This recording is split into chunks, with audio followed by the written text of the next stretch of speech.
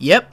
You guys got to me, and I'm glad you did. I wasn't going to talk about Snowdrop because I didn't have anything meaningful to say about it before. You guys kept asking me to do it, and I did say I was giving in to the demands of my viewers, so I gave Snowdrop another watch and discovered that I liked it a lot more than I expected, and I found something to say about it. First of all though, I should address why I didn't want to watch Snowdrop in the first place. Originally, I watched the first few minutes of it with my brother while we were setting up for a live stream, and I quickly got the impression that it was supposed to be a sad fic. This term usually refers to a sad fanfiction, but I often use the phrase sadfic to refer to any story that goes out of its way to be deliberately tear-jerking. The top tier of sadfics, in terms of being exactly that, are the works of Maeda Jun, such as Canon, Air, and Clannad. I don't like sadfics. I don't put much value into a story's ability to make me cry, because to me, it's very much a smoke and mirrors act of trickery for an emotion that doesn't mean a lot to me. Allow me to explain. When I watched episode 9 of the anime series Clannad,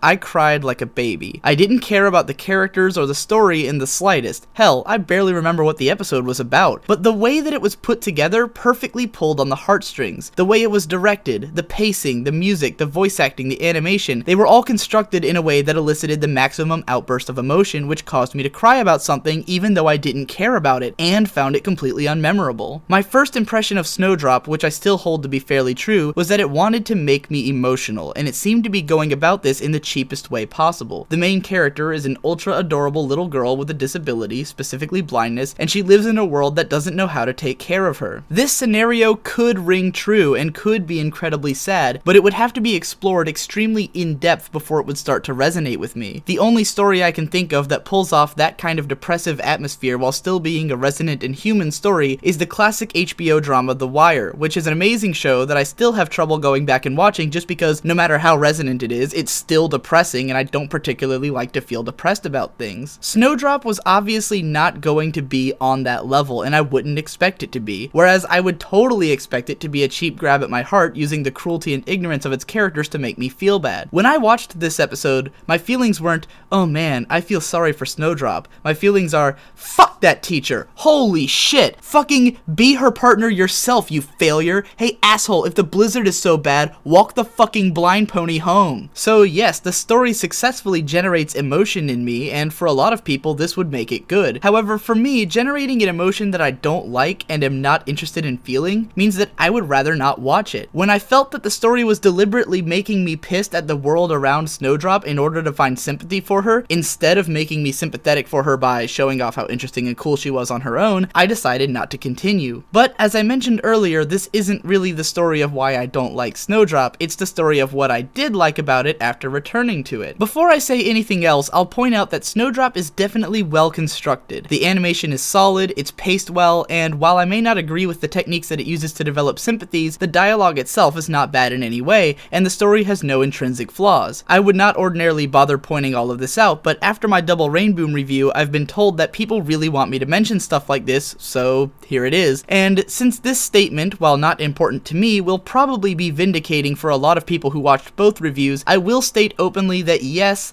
I think Snowdrop is altogether better constructed than Double Rainboom. The animation may not be as technically impressive, but the production altogether has way more tonal cohesion and tightness that makes it feel like a solid piece of work, rather than a lot of hit or miss ideas flying around. We all happy now? So, why is Snowdrop interesting? Because the central conflict and its resolution, what Snowdrop is trying to accomplish and the way in which she accomplishes it, are interesting to me. Snowdrop's goal is simply to prove that she isn't useless. That even though she can't see and doesn't have any particular talents, there must be something that she's good for. And as it turns out, she expresses this through art, in a startlingly realistic representation of what art is and what it means to people. You could compare Snowdrop's Snowflake to something like a Jackson Pollock painting. To a lot of people, such as the other kids at the celebration, the painting is meaningless and stupid. However, the art piece manages to find its audience in Princess Luna, and just as an artist like Pollock could have a place in life as long as there was someone who would pay for his art, Snowdrop's creation was embraced by a backer who mattered enough to give her a place in the world. The romance of making art is a lot like the romance of love. If you've ever read the kind of romance where a character says that their life has meaning as long as they can be with their lover, the same is often true of art. It has meaning even if only one person can see that meaning, and if that person happens to have a lot of money, then the art can be allowed to flourish. This is the same magic that Kickstarter operates on. The idea is that a piece of art doesn't have to appeal to a wide audience, it only has to appeal to an audience that's willing to pay for it. And as long as you can get someone like Notch, the creator of Minecraft, to see something in your work, you're pretty damn likely to get funded. Snowdrop's initial snowflake is not exactly well made, and it's interesting that she was not even necessarily passionate about the construction of the snowflake. Her passion was to prove herself useful, and her creation reflected that meaning. She wanted to show that anything could have a purpose and bring joy to someone's life, including snow, which was typically treated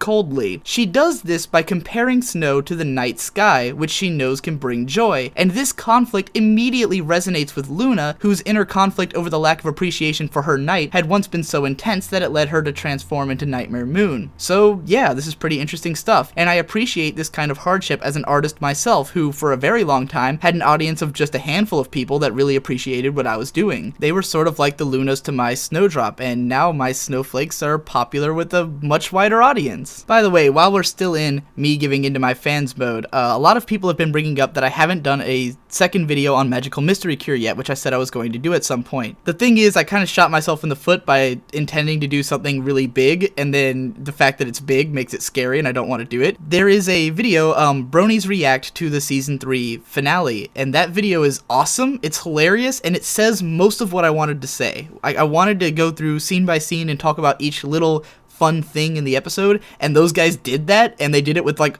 a lot of people, and it's really hilarious. So go watch that, and that'll tide you over until maybe I do something some point in the future, maybe, possibly, at some time. Also, while you're watching pony videos, you should definitely check out this epic review of A Canterlot Wedding that was done by Anthony C. and Brony Curious. Anthony C. is, in my opinion, the best person doing pony reviews out there. He is my favorite. I love his videos. He only has like 3 or 4 videos because he puts so much effort into them and he takes so long to put them out, but they're amazing, so definitely go check that video out. They put a lot of work into it and it's really, really good, so watch that. Watch it now. Snowdrop, filly of frozen tears, can't you see the world has so much cheer?